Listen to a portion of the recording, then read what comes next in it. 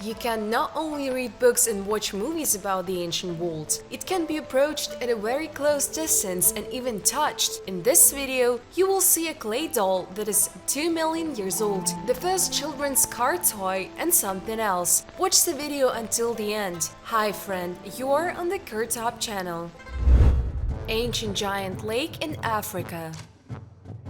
Several thousand years ago, this lake was the largest in Central Africa, and if it existed in the same volumes now, it would be the largest in the world. NASA has shared a satellite image of this basin within its current boundaries. This reservoir, called Mega Chad, stretched on the side of the current Sahara Desert and had an area of 390,000 square kilometers. According to experts, the lake 200 years to shrink to 350 square kilometers. Currently, the inhabitants of Nigeria, Chad, and Cameroon are actively pumping water out of it, and the lake continues to decrease. In 2015, scientists detailed how long it took for the ancient lake to shrink to its current size. The researchers wrote that about 5,000 years ago, the North African wet period with high rainfall ended, and the largest lake in Africa began to shrink. The area called Bodel Basin was covered with water thousands of years ago. According to researchers, about 1,000 years ago, there were still remains of moisture. However, the lack of rain eventually dried up the lake.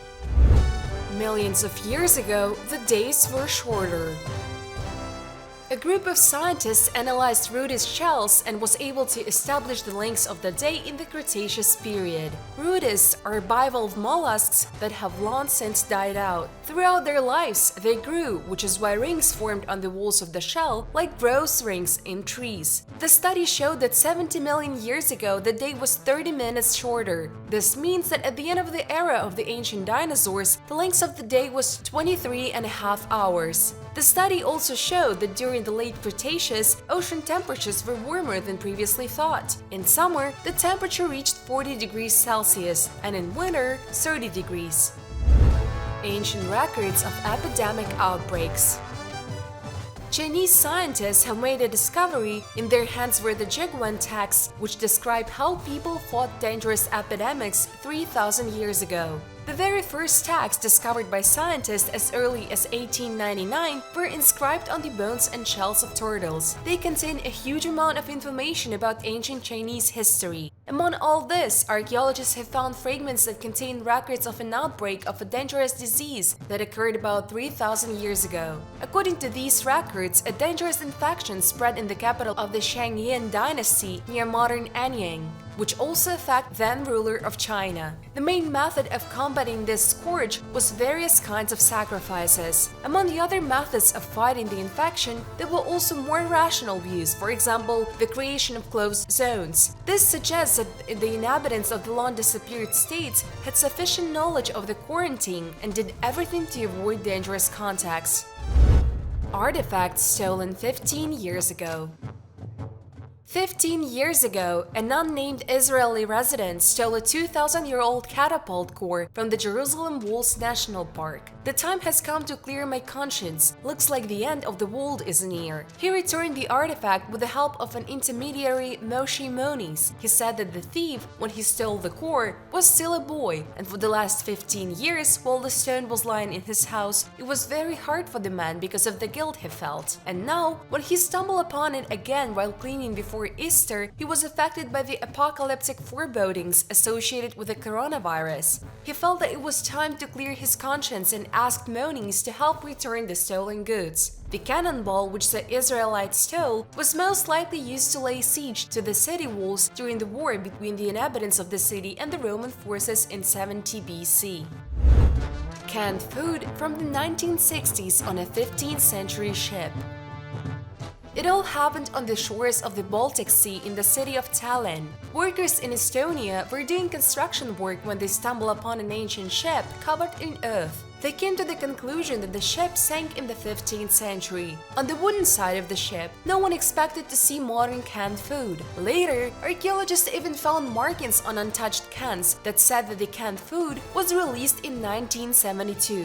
Having examined the ship, they also noticed firearms of past centuries, by which they judged the age of the ship. but for some reason a modern steel cable was attached to the bow of the old ship. This find is also attributed to the 20th century. Estonian archaeologists already have an explanation for this amazing fusion of finds from different eras. They concluded that the ship actually spent many centuries underwater, but during the Soviet era, it interfered with shipping or other work. That's when the workers forgot their cable and canned food on board. In order to somehow test this assumption, scientists are looking for witnesses and workers who used to raise the ship in the last century or worked in the port nearby. Thanks to eyewitnesses, it is possible to find out exactly at what time the ship was pulled out last time. In the meantime, scientists are closely studying the find. Perhaps the ship will tell us more than one secret.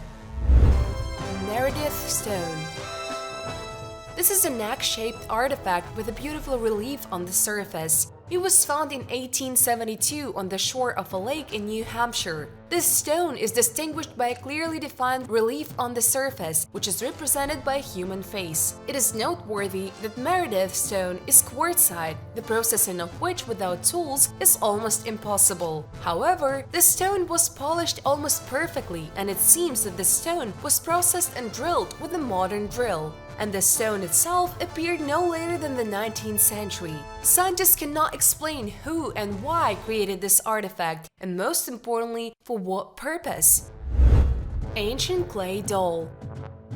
This tiny clay figurine in the form of a man, less than 4 centimeters long, was discovered in 1888 in the city of Nampa, Idaho, and since then, this artifact has been called the doll from Nampa.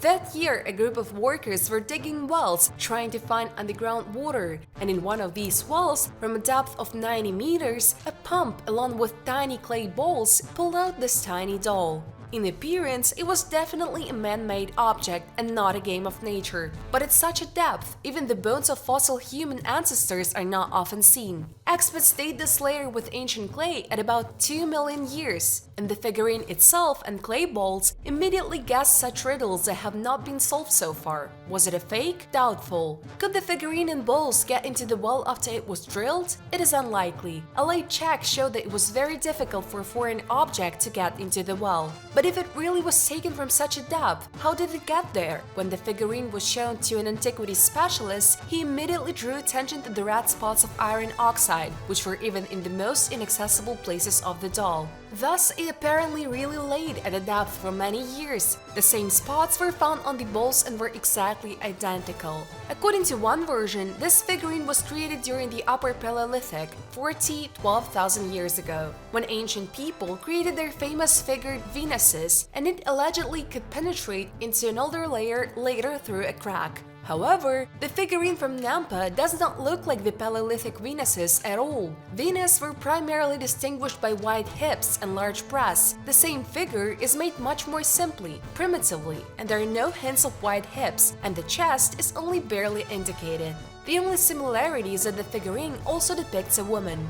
Could this figurine really have been made 2 million years ago? Who lived on Earth in those days when there were no Cro-Magnons or even Neanderthals? Approximately 2.3 million years ago, a skilled man appeared on Earth, the pinnacle of whose achievements were stone axes, stone scrapers, and other primitive stone tools. The doll from Nampa has been the subject of controversy between researchers for many years, but gradually they forgot about it, and it is not even known where it is now. The last information about it was in 1979, when Professor Albert Wright from Oberlin College studied the doll. Village 70 million years old. This story is rather dark, strange, and mysterious. Was an underground settlement 70 million years old really found in Belgium? And who lived in it? Let's start in order. A very religious artist, Robert Garcia, fascinated by the Bible and ancient civilizations, decided to build a fairy castle with biblical characters in the village of Eben Emael in the province of Henengoven, Belgium. It took Robert 15 years to build what he had conceived, and today the castle serves as a museum dedicated to the art of Garcia and his archaeological finds. Garcia Castle has 7 levels, 5 levels above the ground and 2 levels below the ground. The structure itself is 12 meters square on each side, supported by 4 towers at each corner. Garcia deliberately designed the castle to match ancient measurement systems. Each dimension in the tower is symbolic. The constructed masterpiece, Ebenezer, is a personification of humanity described described in the Book of Revelations. 4 giant statues of biblical creatures are erected on the tops of the towers: an eagle, a bull, a lion, and a man. The interior of the castle is filled with biblical, archaeological, paleontological, and geological works by Garcia. So, during construction, while digging a pit under the foundation, Garcia's builders discovered a whole network of tunnels, more than 100 fossils, and what is most incredible, underground, not far from the construction site, cave structures similar to a village in a layer 70 million years old. In general, there are a lot of underground tunnels in Belgium, and some of them are so long that they have not yet been fully explored, while preserved remains of Mosasaur's skull were also found there. When Garcia explored the nearby underground flint mines and tunnels, he found many stone toys and figurines. Some look like stone dolls made of rounded flat stones with engraving. They all look very primitive and unlike what ordinary archaeologists are used to. Garcia scanned the underground village and discovered straight walls, tables, benches, and decorative ornaments carved into the walls. It looked like an ordinary village with streets, only this one was underground. Above the village are 3 layers of oceanic sediments, which indicates that Belgium was covered by the ocean 3 times. The layer where the underground village is located is 70 million years old. Of course, this is a controversial archaeological discovery because the cave village could have been excavated much later. It might be interesting for scientists these days to explore an ancient underground village in Belgium, but it's too late. By a strange coincidence, the village was destroyed by an explosion in a mine before it could be explored. Why was this opening closed? Why didn't anyone want to explore this place? And why were these cave structures clearly deliberately destroyed? A version suggests itself that this place was known to archaeologists, but apparently the finds did not fit into the modern officially accepted interpretation of ancient history, and when the village was accidentally discovered, it was simply destroyed. Trousers of the steppe chieftain. For most of us, the word hongo is associated with the nomadic Hunu, whose raids terrified ancient Rome. The Huns really have a genetic relationship with them. About this legendary, long-disappeared people, the creator of the world's first nomadic empire is known mainly from the ancient chronicles of its great neighbor, the Chinese Empire of Han. The burial mounds in the Nayanula Mountains in the north of Mongolia, where noble representatives of this nomadic people were buried about 2,000 years ago, became a source of important information on the history and culture of not only the Xangul, but also all the ancient civilizations of Central Asia, China, and the Middle East. In 2012, during the excavations of the 22nd Nayan-Ula Mount, wrapped in antiquity, the Russian-Mongolian archaeological expedition discovered a large number of original items, including unique textiles. From all the costume of the steppe leader, decorated with barbaric splendor, only the leggings were completely preserved. The trousers were not sewn together, which were attached to the belt. White ones, made of purple silk, embroidered woolen fabric, and with felt boots sewn to them, were obviously worn over ordinary trousers and served as an elegant attribute to the ancient mode. The dye with which the fabric was dyed, the shape of the linen weaving, the quality of the seams and embroidery, the shape of the patterns testified that this textile product reflects the fashion and technological trends of 3 different cultures of that time. The first children's car.